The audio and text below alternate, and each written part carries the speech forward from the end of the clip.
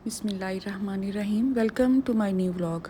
आज की video baking lovers के लिए बहुत ही काम की होने वाली है। या अगर आप हाउसवाइफ हैं और घर में ही क्रीम केक बनाना चाहती हैं बच्चों की बर्थडे पे, कोई भी एनिवर्सरी पे, तो ये वीडियो आपने ज़रूर देखनी है एंड तक। बहुत ही काम की टिप्स एंड ट्रिक्स क्रीम के हवाले से आपको इस वीडियो में मिलेंगी। तो 2 पाउंड केक के लिए मैं यहाँ पे क्रीम की फ्रॉस्टिंग रेडी कर रही हूँ। इसके लिए मैंने 1 कप से थोड़ी सी ज़्यादा क्रीम ली है और विपी विप की ये क्रीम है मेरे पास। क्रीम अच्छी तरह से चिल होगी तो ही ये अच्छी तरह से बीट होगी। अब सबसे ज़रूरी पॉइंट ये है कि आपका जो बीटर है ये 300 वाट से ऊपर का होना चाहिए या कम से कम 300 वाट का होना चाहिए, और ये बात मशीन पे मेंशन होती है। लेकिन सम टाइम क्या होता है, आप सस्ती वाली अगर मशीन लेते हैं तो उस पे मेंशन तो होता है कि ये 300 वाट है, लेकिन वो 300 वाट की होती नहीं है। तो फिर क्या किया जाए? फिर ये किया जाए कि आपने थोड़ी सी इन्वेस्टमेंट करनी है, अच्छी वाली थोड़ी महंगी वाली मशीन लेनी है जो कि किसी भी कंपनी का रेप्लिका ना हो बल्कि असल कंपनी हो, जैसे कि मेरे पास वेस्ट पॉइंट की है। और ये मैंने ऑनलाइन डायरेक्ट ही मंगवाई थी वेस्ट पॉइंट कंपनी से ही। तो इसकी प्राइस तकरीबन 2 साल पहले तो 8,000 थी। अब क्योंकि पेट्रोल की वजह से हर चीज़ की कीमतें बढ़ गई हैं तो हो सकता है इसकी प्राइस भी बढ़ गई हो। तो यहाँ मैं आपको पॉइंट दिखा रही थी कि पहले मैंने इसको 1 पे रख के बीट किया है क्रीम को 1 मिनट के लिए। उसके बाद 1 मिनट के बाद आपने इसकी स्पीड को बढ़ा देना है। अच्छा, सर्दियों में तो क्रीम बीट करना कोई मसला नहीं होता है क्योंकि रूम टेम्परेचर बहुत अच्छा होता है। लेकिन गर्मियों में आजकल हमारे एरिए में 42 से 45 तक टेम्परेचर जा रहा है। इंसान तक तो मेल्ट हो रहे हैं इस गर्मी में, तो क्रीम बेचारी क्यों ना मेल्ट होगी। तो क्रीम को हैंडल करने के आपने कुछ टिप्स एंड ट्रिक्स जान लेने हैं ताकि गर्मी में भी आप आसानी के साथ इसे हैंडल कर सकें। तो दोबारा मैंने 1 मिनट के बाद इसका 1 पॉइंट बढ़ा दिया है। तो इससे आपने क्या सीखा कि यकदम आपने स्पीड तेज़ नहीं करनी है। पहले 1, फिर 2, फिर 3, ऐसे 1-1 मिनट के बाद आपने इसकी स्पीड बढ़ाती जानी है। इस तरह से कोई भी क्रीम हो वो फटेगी नहीं, बिल्कुल परफेक्ट टेक्सचर में आएगी इंशाल्लाह। तो गर्मी में आपने क्या करना होता है, जिस बाउल में आपने क्रीम को बीट करना होता है 3 से 5 मिनट के लिए आपने इसे फ्रीज़र में रख देना है। साथ ही मशीन के जो फ्रंट वाले ब्लेड्स हैं इनको भी आपने बाउल के अंदर ही रखना है, फ्रीज़र में मेरा मतलब है, ताकि ये अच्छी तरह से चिल हो जाए। क्रीम भी एक्स्ट्रा चिल होनी चाहिए। अच्छा, वो कहते हैं ना कि practice makes a man perfect. तो इसका मतलब ये है कि आप प्रैक्टिस से ही सीखेंगे। कुछ क्रीम्स ऐसी होती हैं जो कि सिर्फ एक्स्ट्रा चिल हों तो ही बहुत अच्छी बीट हो जाती हैं, और कुछ क्रीम्स ऐसी होती हैं कि उसमें अगर आपको बर्फ़ के क्रिस्टल्स नज़र आ रहे होते हैं तो वो अच्छी बीट होती हैं। तो ये तो काम कर कर के पता चलता है। ऐसा नहीं है कि आप फर्स्ट टाइम क्रीम बीट करेंगे और आपको परफेक्ट कंसिस्टेंसी पता चल जाएगी। स्लो स्लो आप सीखते जाएंगे अगर आप मेरे चैनल से इंटरेस्ट रहेंगे। वैसे अगर आपने ज़बरदस्त किस्म की बेकिंग सीखनी है ना, तो नादिया तनवीर का जो चैनल है, all about baking by Nadia Tanveer, बहुत अच्छा चैनल है। बहुत ही अच्छी बेकिंग की टिप्स आपको बताती हैं, वो तो प्रोफेशनल है बेकिंग में। तो आपने देखा है 3 से 4 मिनट हो चुके हैं, क्रीम डबल नहीं बल्कि ट्रिपल हो चुकी है और अच्छी खासी थिक हो चुकी है, लेकिन अभी ये परफेक्ट कंसिस्टेंसी नहीं है इसकी। अच्छी खासी थिक होने के बाद भी आपने मज़ीद इसे 1 मिनट बीट करना है, इतना कि इसकी स्टिफ पीक बने। अब आप देखें बाउल को उल्टा आप कर रहे हैं, ये नीचे नहीं गिर रही है। आप चम्मच से हिला के इसको ज़ोर से झटकेंगे तो भी ये बाउल में नहीं गिरेगी। इसका मतलब है ये परफेक्ट कंसिस्टेंसी है। तो बस यहाँ पे मैंने पाइपिंग बैग ऑलरेडी ग्लासेस में लगा के रखे हुए हैं। अच्छा, अगर बहुत ज़्यादा गर्म मौसम है तो सम टाइम ये ग्लास पाइपिंग वाले भी हमें फ्रिज में रखने पड़ते हैं। आपने बहुत ज़्यादा दबा दबा के क्रीम को ऐड नहीं करना है। इस तरह से स्पैचुला हल्के हल्के हाथ से आप मिक्स करते हुए क्रीम को इस तरह से ऐड करेंगे हल्के हाथ से, तो इसमें बबल्स बिल्कुल भी नहीं आएंगे। और अगर बबल आ गए हैं किसी भी सूरत में तो उसका हल भी है मेरे पास, वो भी वीडियो के एंड तक आपको मैं बताऊंगी इंशाल्लाह। तो इस तरह से आपने दबा के ऊपर से पाइपिंग बैग को बंद कर लेना है ताकि हवा एंटर ना होने पाए और मज़ीद बबल ना बनने पाए। इसके बाद अच्छी तरह से फ़ोल्ड करने के बाद आपने इसको फ्रिज में रख देना है जब तक आप इसे यूज़ नहीं करते हैं। अच्छा, बीट करने के बाद आपने ज़्यादा देर क्रीम को फ्रिज में नहीं रखना होता है। बीटिंग के फ़ौरन बाद ही आपने इसको अप्लाई करना शुरू कर देना है। अच्छा, स्टार्ट में मैं क्या करती थी, क्रम कोट पहले करती थी, 3 से 4 घंटे उसे फ्रिज में रखती थी कम से कम, उसके बाद इसकी फ़ाइनल टचिंग करती थी और 2-2 दफ़ा क्रीम में बीट करती थी। लेकिन अल्हम्दुलिल्लाह अब थोड़ी सी परफेक्शन आनी स्टार्ट हो गई है काम में। अब क्रम कोटिंग करने के फ़ौरन बाद ही मैं इसकी फ़ाइनल कोटिंग भी कर लेती हूँ और 2-2 दफ़ा क्रीम मुझे बीट नहीं करनी पड़ती है अल्हम्दुलिल्लाह। अब आप सोच रहे होंगे कि पाइपिंग बैग में तो मैंने क्रीम ऐड कर ली है तो इसे मैं एक्स्ट्रा बीट क्यों कर रही हूँ। वो इसलिए कर रही हूँ क्योंकि इसमें मैंने कलर ऐड करना है, और क्रीम में हमेशा आपने जेल कलर ऐड करना है। मार्केट में आपको लिक्विड कलर भी मिलेंगे, जेल कलर भी मिलेंगे, आइसिंग कलर भी मिलेंगे, कैंडी कलर भी मिलेंगे। तो आप भी अगर बिगनर हैं और आपने परफेक्ट क्रीम को बीट करना है तो आपने इसमें जेल कलर्स ऐड करने हैं। इसको आइसिंग कलर्स भी कहा जाता है। लोकल अगर आपको मिल जाते हैं तो दी बेस्ट है, किसी भी बेकरी वगैरह से पता कर लें, क्योंकि इस तरह आपके जो डिलीवरी चार्जेस होते हैं वो बच जाते हैं। अगर ऑनलाइन मंगवाना चाहते हैं, आपके लोकल एरिया में यहाँ पे कोई भी आपको नहीं आइडिया है कि कौन सी शॉप से मिलेंगे, तो आप बेक हाउस से ऑर्डर करके मंगवा सकती हैं। अगर सेल लगी हो तो बहुत ही मुनासिब प्राइसेस पे कलर्स भी और बाकी आइटम्स भी मिल जाते हैं, लेकिन रेगुलर प्राइसेस भी इनकी बाकी साइट्स की निस्बत ज़्यादा नहीं होती हैं। ये कोई भी मैं प्रमोशन नहीं कर रही हूँ बेक हाउस की, मेरा अपना ज़ाती तजर्बा है, वही शेयर कर रही हूँ आपके साथ। तो एक्स्ट्रा बीट करने के बाद भी स्पैचुला आपने हल्के हाथ से पहले मिक्स करना है। उसके बाद जितने कलर्स आपने ऐड करने हैं डिफरेंट बाउल्स में आप उसे ऐड कर सकते हैं, और उसके बाद जो जो कलर्स ऐड करने हैं चंद चंद ड्रॉप्स आपने उसके डाल के बहुत ही हल्के हाथों से उसकी मिक्सिंग करनी है। तो यहाँ पे मेरे पास ऑरेंज कलर है, हल्का सा येलो टच भी आता है इसमें, और दूसरा मैंने इसमें ब्लू कलर ऐड किया है। अच्छा, ब्लू कलर बहुत शार्प होता है, मुंह में भी ये रह जाता है और हाथों पे लगे तो भी बहुत मुश्किल से उतरता है, तो आपने चंद ड्रॉप्स ही इसके ऐड करने होते हैं। अब आप में से अक्सर लोग सोच रहे होंगे कि कलर ऐड करने के बाद भी हमने इसे मशीन से मिक्स क्यों नहीं किया है। अगर आप मशीन से इसकी मिक्सिंग करेंगे तो ये बहुत ही लिक्विड ही हो जाएगी क्रीम, और आजकल क्योंकि जून का महीना है, 42 टेम्परेचर है, इसमें तो वैसे ही ये मेल्ट होनी शुरू हो जाती है। तो इस तरह से हल्के हल्के हाथों से राइट और लेफ़्ट करते हुए आपने कलर की मिक्सिंग करनी है इसमें। अगर आपके घर में एसी है तो आपने एसी रूम में क्रीम को बीट करना है। कोशिश करें कि मॉर्निंग टाइम में या इवनिंग टाइम में क्रीम वाला काम करें, क्योंकि उस वक्त जो टेम्परेचर है वो ज़्यादा हाई नहीं होता है। या घर का कोई ऐसा कमरा ढूंढें जहां आपको लगे कि ज़्यादा गर्मी नहीं है। किचन क्योंकि आजकल बहुत ज़्यादा गर्म होता है, कुकिंग भी हो रही होती है, तो आजकल जो किचन है ये परफेक्ट नहीं है क्रीम बीट करने के लिए। तो यहाँ पे मेरे पास टर्न टेबल है। ऐसी बात नहीं है कि इस टर्न टेबल के बगैर आप केक बना ही नहीं सकते हैं। घर के बहुत से केक्स, बल्कि ऑर्डर के भी बहुत से केक्स मैंने इस टर्न टेबल के बगैर बनाए हैं अल्हम्दुलिल्लाह। ये केक बोर्ड भी मैंने बेक हाउस से ही मंगवाया है। अच्छा, अगर आप टिश्यू रखे बगैर, बल्कि वेट टिश्यू रखे बगैर अगर आप ये बोर्ड रखेंगे तो ये बोर्ड जो है ये हिलता रहेगा, परफेक्ट काम नहीं होगा। तो आपने क्या करना है, हल्का सा टिश्यू को पहले वेट करना है, टेबल पे रखना है, और उसके बाद आपने उसके ऊपर बोर्ड रखना है, तो ये बोर्ड चिपक जाएगा उस टिश्यू पे, और आपका जो केक बोर्ड है ये बिल्कुल परफेक्ट रहेगा केक को रखने के लिए। तो सबसे पहले हल्की सी क्रीम लगाई है मैंने, वही क्रीम जो मैंने फ्रिज में रखी थी पाइपिंग बैग में डाल के। अच्छा, जो क्रीम्स मैंने कलर वाली बनाई हैं उनको भी मैंने पाइपिंग बैग में डाल के फ्रिज में ही रख दिया है। ऊपर से पाइपिंग बैग को जैसे मैंने आपको दिखाया है अच्छी तरह से फ़ोल्ड करने के बाद आपने इसे फ्रिज में रखना है। अच्छा, मैं इसे सोक करूँगी दूध के साथ। आप चाहें तो इसमें खुश्क दूध भी थोड़ा सा ऐड कर सकते हैं, उससे भी बहुत ही अच्छा सा टेस्ट आता है केक में। इसमें मैंने कैरामल सिरप भी ऐड किया है। अब कितना ऐड किया है ये आपने अंदाज़े से ही इसमें डालना है। मैंने 2 पाउंड के लिए एक बड़ा कप लिया है दूध का, और उसमें तकरीबन 3 से 4 चम्मच कैरामल सिरप के या बटर स्कॉच सिरप के आपने डालने हैं, तो बहुत ही अच्छा सा टेस्ट आता है। और जो स्पंज है ये मैंने वनीला फ्लेवर में ही बनाया है अल्हम्दुलिल्लाह। इसकी रेसिपी अगर आपको चाहिए इस चैनल पे तो आपने मुझे कमेंट करना है, इंशाल्लाह इस चैनल पे भी इसकी रेसिपी शेयर करूँगी। और वैसे अगर आप देखना चाहते हैं तो इजी कुकिंग प्लस जो मेरा दूसरा कुकिंग चैनल है, वहाँ पे इसकी रेसिपी बहुत दफ़ा मैंने शेयर की है। केक की विदाउट ओवन रेसिपी मैंने बहुत दफ़ा आपके साथ शेयर की हुई है उस चैनल पर, और अलग से एक प्लेलिस्ट बनाई हुई है। तो आप चाहें तो जस्ट आपने यूट्यूब पे जाके लिखना है इजी कुकिंग प्लस, और चैनल आपके सामने आ जाएगा अल्हम्दुलिल्लाह, क्योंकि वहाँ पे 1 लाख से ज़्यादा सब्सक्राइबर हैं मेरे। और अगर आपका प्यार बंधा रहा तो इंशाल्लाह इस चैनल पे भी ये टारगेट हम अचीव कर लेंगे। तो आपने देखा है किस तरह से मैंने सोकिंग की है, उसके बाद दोबारा हमने इसको क्रीम से कवर किया है, और साथ जो आपने कॉर्नर्स पे देखा है मैंने एक रिंग सा बनाया ताकि इसमें जो भी फिलिंग हो वो इसके अंदर ही रहे। तो एक दफ़ा मुझे लगा कि अभी अच्छी तरह केक जो है ये कवर नहीं हुआ है क्रीम से, तो ये दोबारा मैं रिंग बना के उसके बाद अपनी पसंद से इसकी फिलिंग करूँगी। आपने या आपके कस्टमर ने जो भी आपसे डिमांड की है आप उसी हिसाब से केक की फिलिंग कर सकते हैं। तो इस तरह से मैंने दोबारा रिंग बनाया है। अच्छा, इस टर्न टेबल का क्या फ़ायदा होता है, बहुत ही आसानी से ये काम हो जाता है। अगर आप इस टर्न टेबल के बगैर ये काम करेंगे तो जो काम आप 10 मिनट में कर रहे हैं वो आपको 20 मिनट में करना पड़ेगा। तो मैंने कैंडी बिस्किट्स को अच्छी तरह से क्रश करके रखा हुआ है। अच्छा, अगर आप इसे फ्रीज़ करना चाहते हैं तो इस तरह से किसी भी ज़िप-लॉक बैग में डाल के फ्रीज़ भी कर सकते हैं इन क्रम्स को, इन्हें कुछ भी नहीं होता है।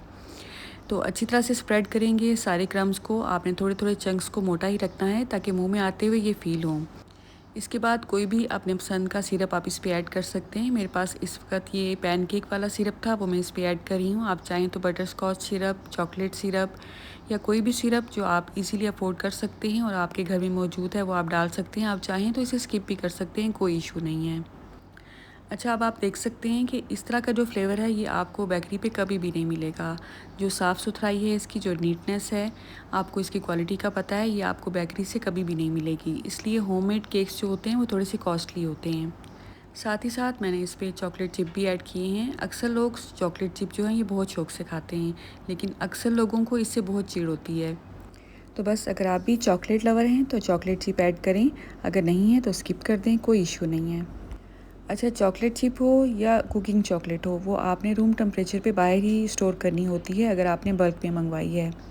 अक्सर जब अपने कुकिंग चैनल पे मैं वीडियो शेयर करती हूँ आपके साथ, तो वीडियो की स्पीड को बढ़ा देती हूँ, क्योंकि मेरी कोशिश होती है कि वीडियो को 7 से 8 मिनट से ज़्यादा ना मैं रखूँ। लेकिन आज की वीडियो क्योंकि व्लॉगिंग चैनल पे मैं लगा रही हूँ, इसलिए बहुत ही डिटेल के साथ शेयर कर रही हूँ, एक एक पॉइंट क्लियर करने की कोशिश कर रही हूँ आपके साथ। तो यहाँ पे मेरे पास वाइट चॉकलेट थी, जिसे मैंने थोड़ा सा कटिंग के बाद फ्रिज में रख दिया था और ये थोड़ी सी हार्ड हो चुकी है। अब यहाँ पे दूसरी लेयर को मैंने उसी तरह से सोक किया है जैसे मैंने पहली लेयर को सोक किया है।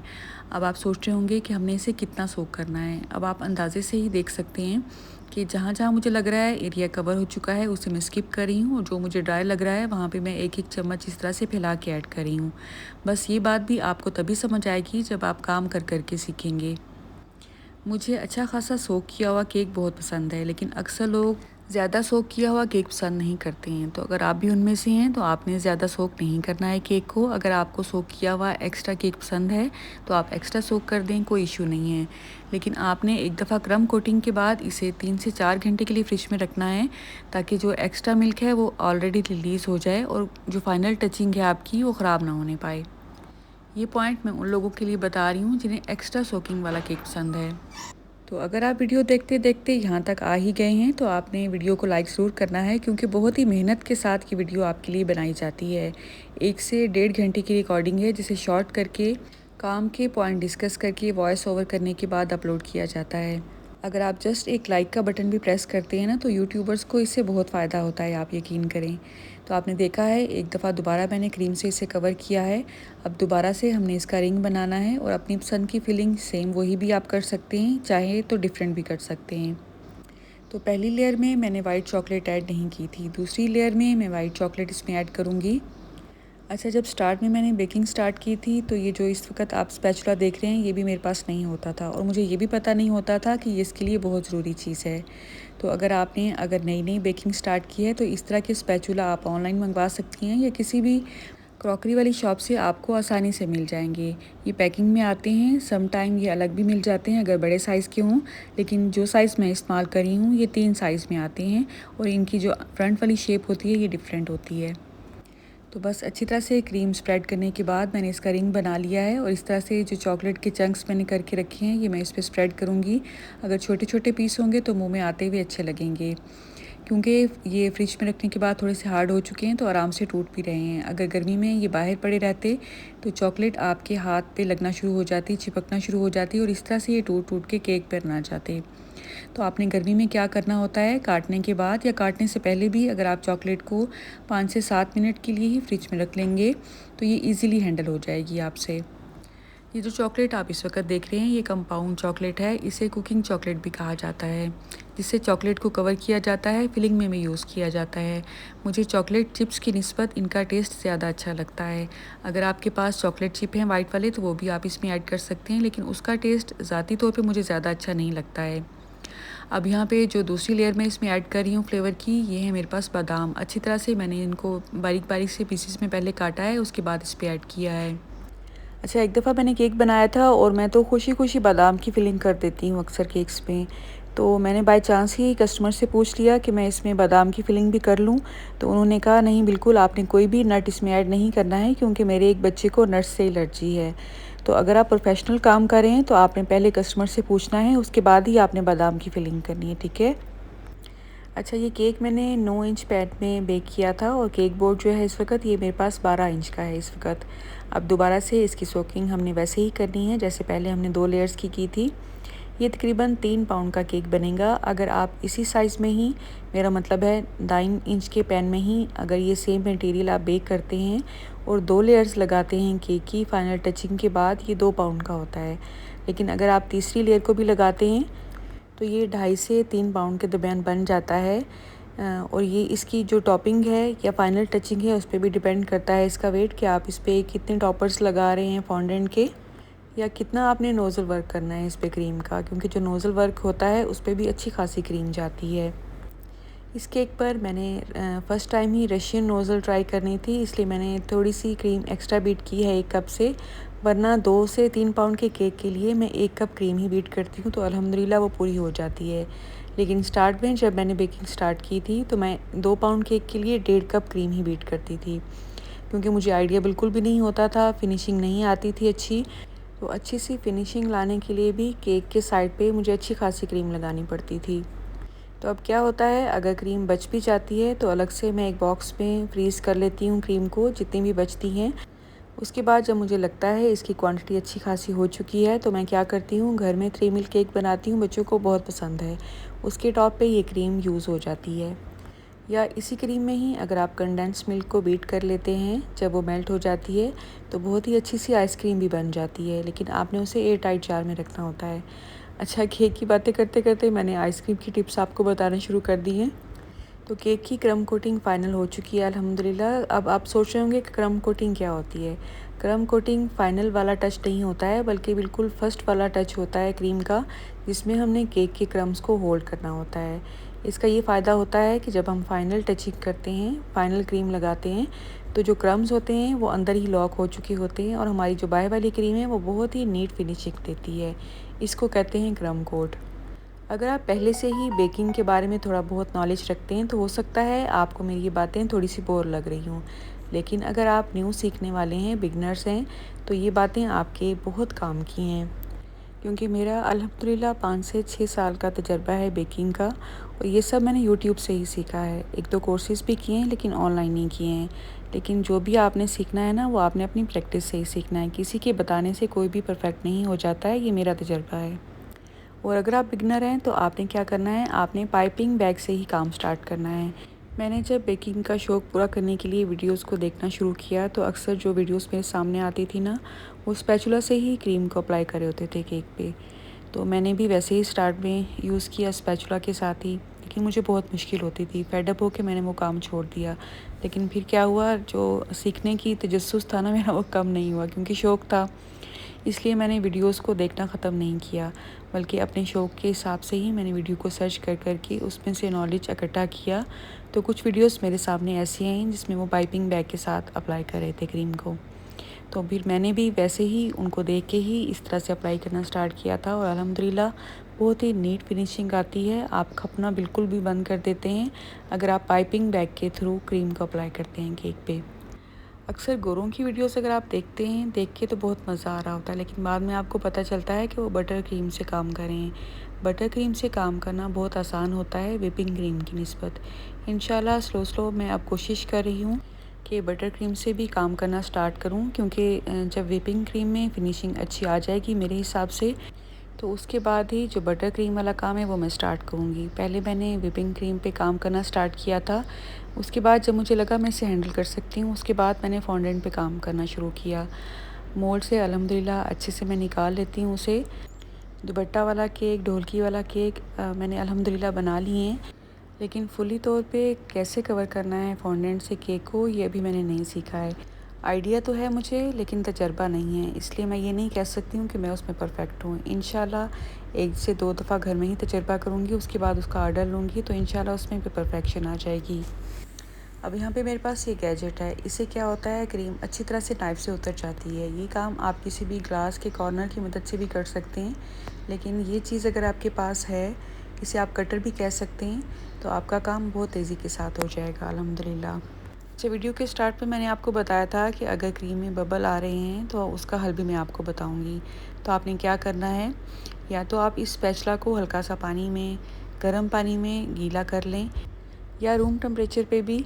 तो इस तरह से स्पैचुला जब आप चलाएंगे केक पे, तो इस पे जितने भी बबल्स हैं वो रिमूव होना शुरू हो जाएंगे। चॉकलेट गनाश से एक दफ़ा मैंने केक को कवर किया था। उसकी भी यही ट्रिक थी कि गरम स्पैचुला जो आपने करना है वो या तो चूल्हे पे कर लें या गरम पानी में। और उसके बाद जब आप गनाश के ऊपर स्पैचुला चलाते हैं तो उसकी बहुत ही अच्छी सी फिनिशिंग आती है। इंशाल्लाह वो वीडियो भी आपके साथ कभी शेयर करूँगी। तो मैंने क्योंकि वीडियो की स्पीड को आज तेज़ बिल्कुल भी नहीं किया है, तो इसलिए एक एक पॉइंट आपके साथ क्लियर है। आप देख रहे हैं किस तरह आपने प्यार से आराम के साथ इसकी फ़ाइनल टचिंग करनी होती है। और आपको बहुत मेहनत के बाद भी अगर ये लग रहा हो कि फ़ाइनल जो टच आपने दिया है क्रीम का वो नीट नहीं आ रहा है, तो उसकी भी बहुत सी ट्रिक्स होती हैं, वो भी अभी आपको पता चल जाएंगी। जस्ट आपको सिखाने के लिए तमाम मैंने आज ट्रिक्स आजमा ली हैं इस केक पे। तो इस तरह से कोई भी ब्रश आप ले सकते हैं। उसके बाद इस तरह से राउंड राउंड जब आप टेबल को घुमाएंगे या ब्रश को चलाएंगे केक पे, तो उसकी बहुत ही अच्छी सी फिनिशिंग आ जाती है। एक डिज़ाइन सा भी बन जाता है, एक टेक्सचर भी बन जाता है और देखने वाले को पता भी नहीं चलता है कि आपने अपने ही फॉल्ट को छुपाया है इस पे। ये तो वही जानता है जो कि बेकिंग को जानता है। लेकिन अगर क्रीम में बबल आ चुके हैं तो ये ब्रश भी काम नहीं करता है। ये ब्रश चलाने के बाद भी वो जो बबल्स हैं वो ख़त्म नहीं होते हैं, बल्कि मज़ीद प्रोमिनेंट होना स्टार्ट हो जाते हैं। तो पहले आपने हल्का सा पानी का स्प्रे करके या आपने नाइफ़ को या स्पैचुला को गीला करके पहले क्रीम को स्मूथ करना है। उसके बाद ही आपने नेक्स्ट प्रोसेस करना है। तो यहाँ पे रशियन नोज़ल से मैंने काम स्टार्ट कर दिया था केक पर। इससे क्या होता है, कम ही वक्त में बहुत ही खूबसूरत से जो फ्लावर्स हैं वो बन जाते हैं। तो 5 से 6 नोज़ल्स का सेट था ये मेरे पास, उसमें से ये मैं फ़र्स्ट टाइम ही ट्राई कर रही हूँ। सम टाइम तो ये बिल्कुल भी हैंडल नहीं हो रहे थे, लेकिन एक दफ़ा आपने कोशिश की तो इंशाल्लाह बिल्कुल परफेक्शन आ जाएगी इसमें। इसकी ट्रिक क्या है, एक दफ़ा आपने इसको पहले केक पे स्टे करना होता है। उसके बाद आपने बाहर की तरफ इसे नोज़ल को पुल करना है, तो बहुत ही अच्छा सा फ्लावर बन जाता है। अगर अच्छी फिनिशिंग नहीं आ रही है तो आपने क्या करना है, हर बार नोज़ल को पहले क्लीन करना है और उसके बाद ही आपने नेक्स्ट फ्लावर बनाना है। यही इसकी ट्रिक है। तो मैंने ब्लू और येलो क्रीम क्योंकि बनाई हुई थी, तो 2 तरह के ही फ्लावर मैंने बनाए हैं और दोनों डिफरेंट थे। लेकिन ये सिर्फ वही जानता है जो कि काम कर रहा है क्रीम पे। देखने में ये दोनों फ्लावर मुझे एक जैसे ही लग रहे थे। अच्छा, एक ही फ्लावर में आप 2 तरह की शेड्स भी ला सकते हैं क्रीम के। वो कैसे, इंशाल्लाह नेक्स्ट वीडियो में किसी में मैं आपके साथ शेयर करूँगी। अच्छा, क्रीम वाला केक बनाना तो एक ऐसा फ़न है या एक ऐसी हॉबी है जो कभी ख़त्म ही नहीं होती है। आप मज़ीद से मज़ीद सीखते भी जाएंगे तो आपको लगेगा अभी आपने कुछ भी नहीं सीखा है, अभी सीखने के लिए बहुत कुछ बाकी है। तो बस इसी तरह से फ्लावर्स मैं बनाते जा रही हूँ। कोई भी डिज़ाइन मेरे ज़हन में नहीं था, बस अपना मैंने एक स्केच बनाया हुआ था केक का कि इस तरह से फ्लावर्स बन सकते हैं। उसी को फॉलो करते हुए ही मैंने ये डिज़ाइन बनाया है। और अल्हम्दुलिल्लाह इसकी फ़ाइनल जो लुक है वो आपने देखा होगा, थंबनेल पे मैंने इसकी पिक्चर लगाई है। जिसने भी देखा इसकी तारीफ़ की और टेस्ट तो लाजवाब ही था, क्योंकि आपने तो देखा ही है कि कितनी ज़बरदस्त किस्म की फिलिंग ही हमने इसकी की है। अगर आप बेकरी से ये लेते हैं तो जस्ट क्रीम के साथ ही फिल करके ये आपको दे देते हैं। अगर आप स्पेशल बनवाते भी हैं तो बहुत ही हल्का सा इसमें फ्लेवर डाला जाता है और पैसे बचाने की कोशिश की जाती है। अगर आप वीडियो पे नए नहीं हैं, पहले आपने वीडियो देखी है इस चैनल पे, तो आपको पता ही होगा। अक्सर मैं अपनी वीडियोस में बताती रहती हूँ कि मैं होम बेकर भी हूँ, छोटा सा बिज़नेस है। अल्हम्दुलिल्लाह ऑर्डर्स आते हैं लेकिन कम आते हैं और मुझे इतने ही चाहिए होते हैं, क्योंकि घर के साथ साथ आप बिज़नेस को अगर आप चला रहे हैं तो आपको एक टीम की ज़रूरत होती है। और अगर आपके पास टीम नहीं है, आप अकेले ही मैनेज कर रहे हैं, तो बहुत बड़ा बिज़नेस आप रन नहीं कर सकते हैं। बस इतना ही रन करेंगे जितनी आपकी हॉबी है, यानी कि कभी कभार ऑर्डर ले लिया और अपना शौक़ पूरा कर दिया। और अगर आप इस शौक़ को अपना प्रोफेशन भी बनाना चाहते हैं तो आपको एक टीम बनानी पड़ेगी। ये अकेले बंदे के बस का रोग नहीं है, क्योंकि एक हांडी रोटी करने में ही अगर आपके बच्चे भी हैं तो आप इतना थक जाते हैं कि बेकिंग जैसा टफ़ टाइम जो है ये आपको कोई भी एक केक भी दे सकता है और आप बहुत ज़्यादा थक सकते हैं। और 2 से 3 दिन में ही आपकी हॉबी जो है ये ख़त्म हो जाती है, अगर आपको 2 से 3 ऑर्डर एक दिन में मिल रहे हैं। तो इस हॉबी को अगर आप प्रोफेशन बनाना चाहते हैं तो टीम बनाएं, वरना कभी कभार ऑर्डर लें, रोज़ का ऑर्डर मत लें। ये मेरा मशवरा है। गर्मियों में या सर्दियों में क्रीम अगर आपसे हैंडल नहीं हो रही है, कोई भी क्वेश्चन आपके ज़हन में है, तो आप वीडियो में कमेंट करें। इंशाल्लाह जल्द से जल्द उसका रिप्लाई करने की मैं कोशिश करती हूँ।